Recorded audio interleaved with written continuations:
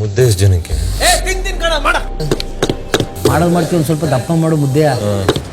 ರಾಗಿ ಮುದ್ದೆಯಿಂದ ಇಡೀ ಮನೆಯೇ ಅಲ್ಲೋಲ ಕಲ್ಲೋಲ. ಮಾಡಿರೋ ಜವಾಬ್ದಾರಿ ನಾನು ಒಪ್ಕೋತಾ ಇದ್ದೀನಿ. ಒತ್ಕೊಳ್ಳೋದಲ್ಲ, ಮನೆಗ್ ಶಿಕ್ಷೆ ಆದ್ರೆ ನೀನೇನು ಒತ್ಕೊಳ್ತೀಯಾ?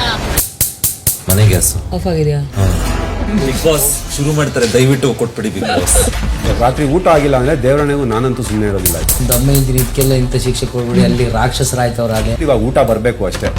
ಇಂದು ರಾತ್ರಿ 9:30ಕ್ಕೆ. ಮುದ್ದೆ ಎಷ್ಟು ಜನಕ್ಕೆ? ಮಾಡೋದು ಮಾಡ್ತೀವಿ, ಒಂದು ಸ್ವಲ್ಪ ದಪ್ಪ ಮಾಡು ಮುದ್ದೆಯ.